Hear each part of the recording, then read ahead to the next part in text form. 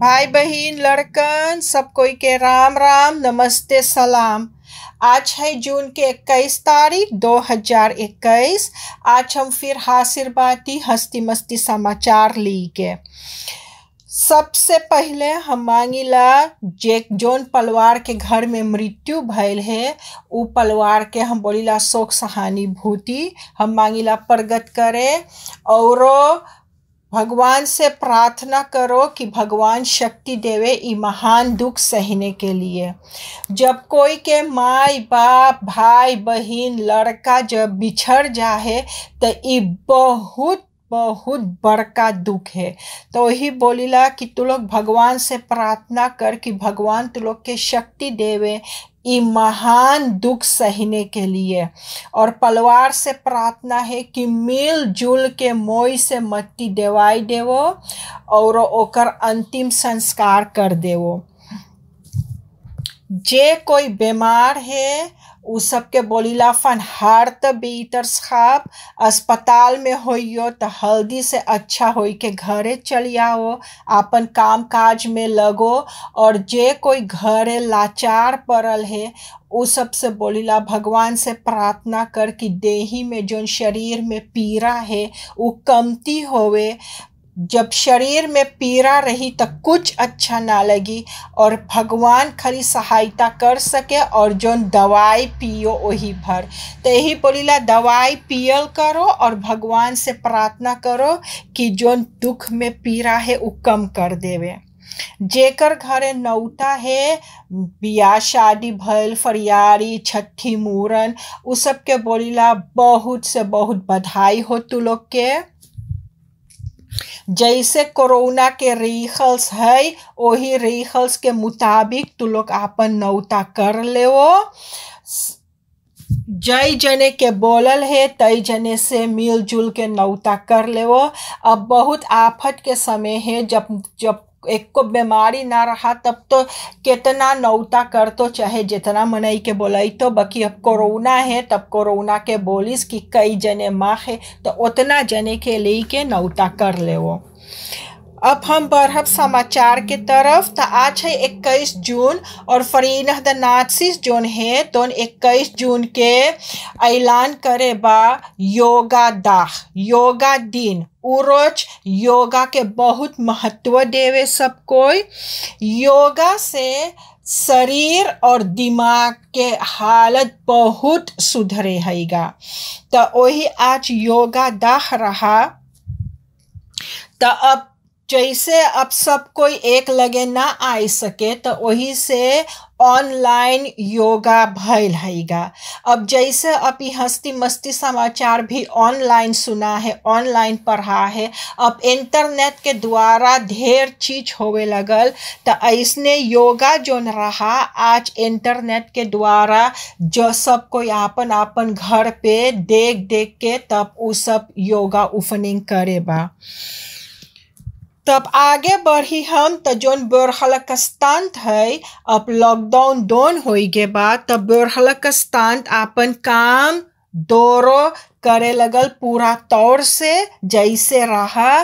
तो अब जब तू लोग के चाहे अट्रैक्सल काम लगल चाहे पासपोर्ट आईडी कार्ड चाहे जोन ची काम लगल अब तू लोग जा सके है बरहलकस्तान।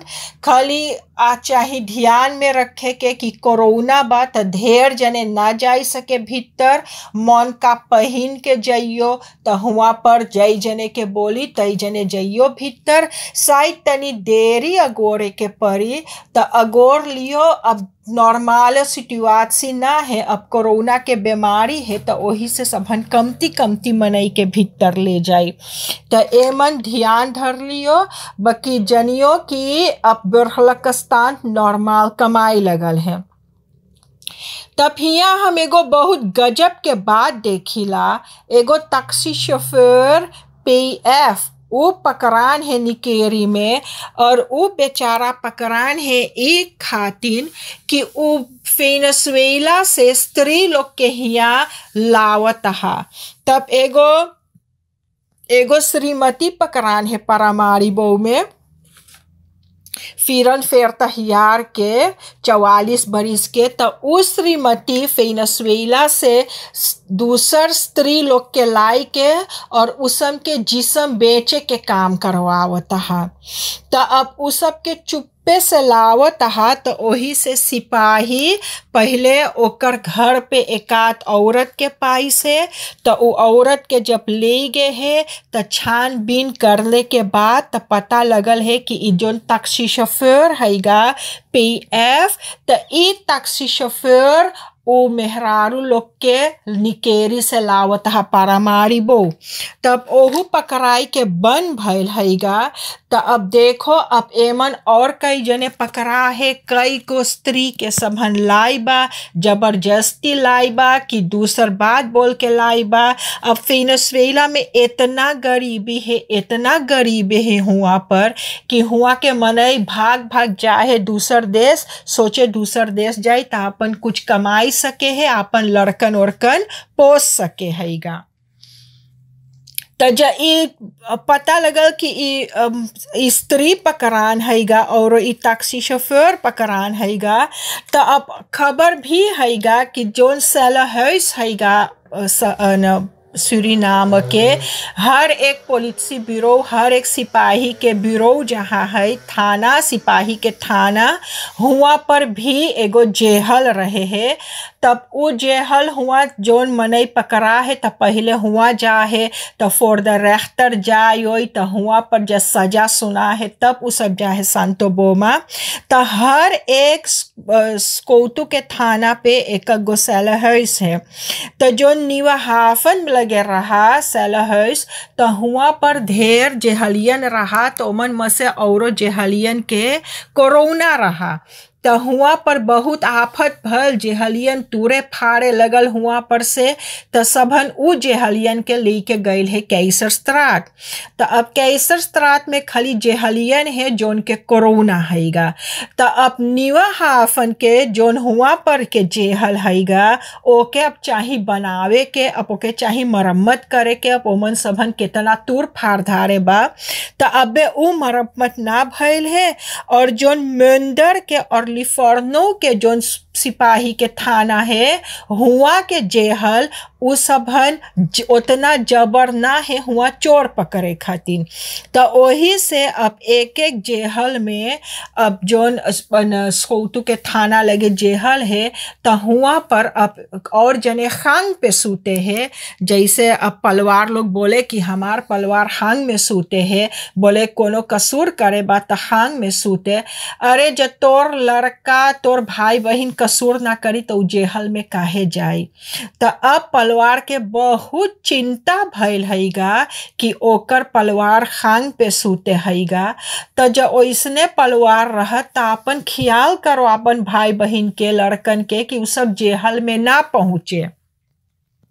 उस सब के ख्याल करो, बतियाओ उस सब से कि जेहल में ना पहुँचे।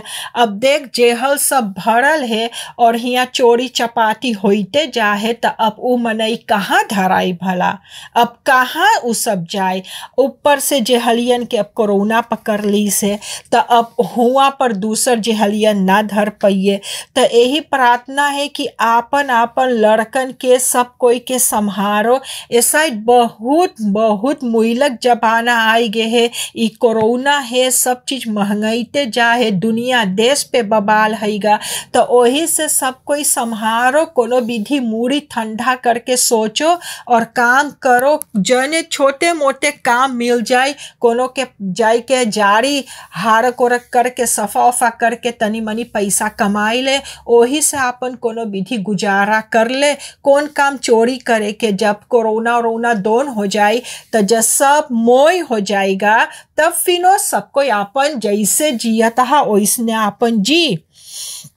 तो जे ई कोरोना के बारे में हम बतियाइला तो हम बताए दी कि हम लोग के बगल के देश ब्राजीलिया में ओमन आधा मिलियन से ज़्यादा तो मौत हुई गए कोरोना के कारण।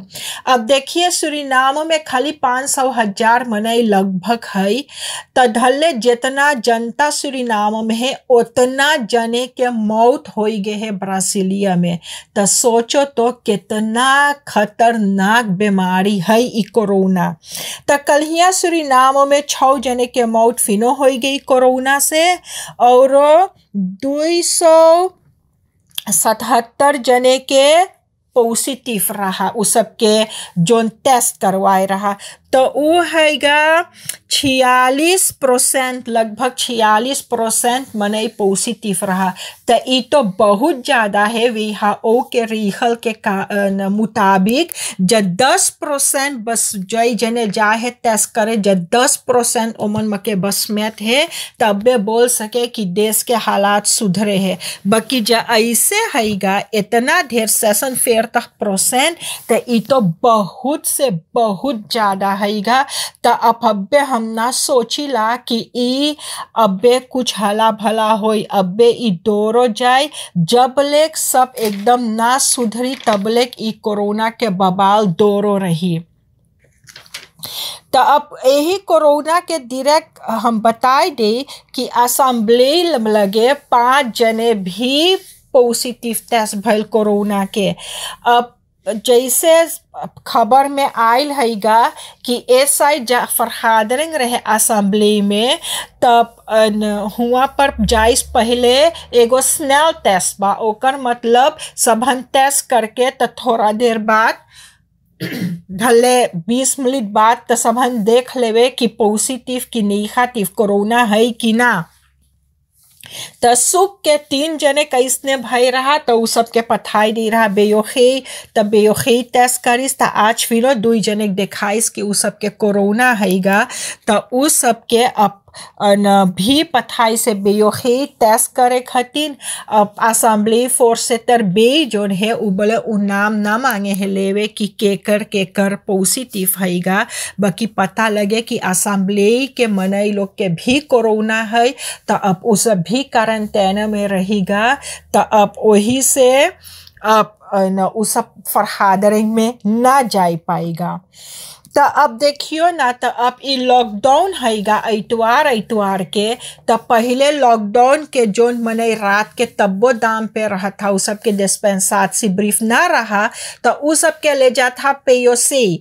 तो चाहे जे रात के दाम पे रहे थे कौन बोले अगोर अबे सिपाही आई तो के ले जाई पेयोसी। तो अब पेयोसी जोन है हुआ पर तो वैक्सीनाची देवाई लगल। अब हुआ मने लोग चाहे वैक्सीनेर होवे तो जब हुआ पर वैक्सीनाची देवाई लगल तब सबन के चाहे दूसर जगह खोजे के जहाँ ई सब मनई जाहे। तो अब ई सब मनई के ले जाहे आका स्टाडियन, आंद्री काम्परफेन स्टाडियन। तो उ हैगा लतिचा फ्रिस दलान में।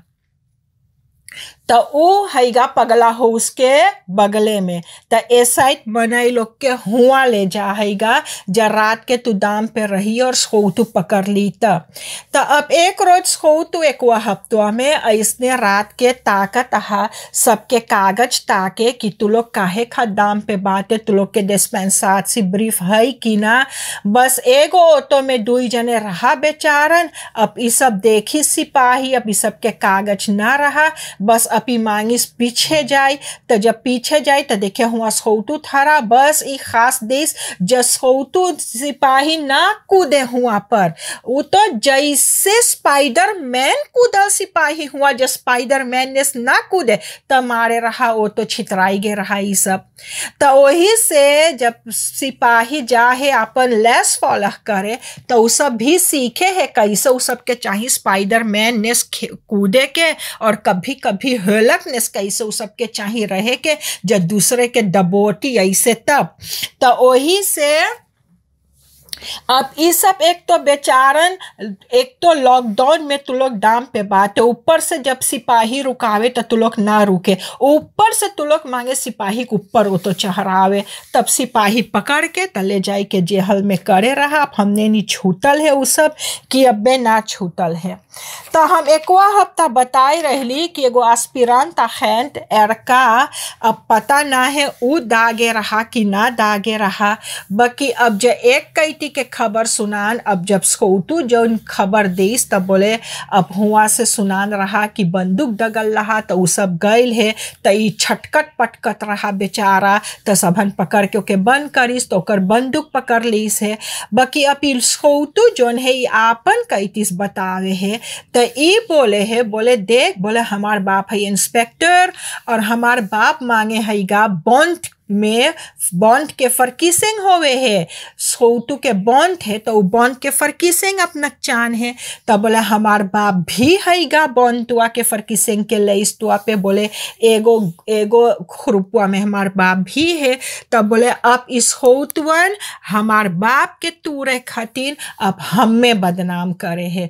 बोले हम क्वारंटाइन में ना रहिली ई सब झूठ बोले है। अब जो इस होतु वैसे बोले उस होतु वैसे बोले तो ए भाई बहन लड़कन जब हम लोग कभी जाक हो तब कौन सुनवाई रही। जस होतु अपने में लड़े हैगा तो हम लोग जब जाक हो तब होतु ओकर कौन हल्लाई। देख तो आज कौन जमाना आई गे बा लोग के कि हम लोग के स्कूटू अपने में लड़े। कोई बॉन्ड खात लड़े है तो कोई का खात लड़े है तो कोई का खात लड़े है। अब देखो ना इतवार के एगो दुकानदार अपन प्रासी पे घूमे हैगा तो देखे एगो आदमी चले ओकर प्रसिया पे तो वो पूछे है कि तू का करे हमार प्रसिया काहे खा तुम प्रसिया चले। बस वो बेचारा चलत चलत आयल बस कुछ ले के बस भोंक दी सी दुकानदार के। हम सोचिला भलाव के पगला कुत्ता काटे रहा कि ओकर दिमाग चल गया रहा घास चढ़े कि वाई के बस डायरेक्ट पेल दी सोके। तो अब जस होतु बोले तो के चाहे नालिश करे तो दुकानदार बोले छोड़ दे बोले हम ना नालिश करब। तो ये तो गंभीर बात जना है। अब कोई तो के आई के पेलिस है और तू बोले तू ना मांगे है नालिश करे तो अब वही दुकानदार जाने और जोन पेले बा उ जाने कि इस सब के कौन ची रहा कुछ रहा इस सब के कोनो खहम है कि कौन चीज काहे खातू ना मांगे नालिश करे पता ना है काहे ना मांगे नालिश करे। बाकी अब वो बोलिस है कि वो नालिश ना करी। अब एगो 20 बरिस के लोंदा पकड़ान लॉकडाउन में तो ओ लॉकडाउन में ऑटो चलावे तब सिपाहियों के रुकाइस तब ओकर ऑटो में और जने रहा तब एगो 14 बरिस के छौरी रहा तो अब सिपाही ले जाई के बंद करिस बोले कि उ 14 बरिस के छौरी संग है उ लोंदा के संबंध है। तो छौरी के माई बाप बोले कि हम लोग जानीला कि हमार बिटिया के संबंध है उ लोंदा संग है हम लोग के इतराज ना हैगा उचित से।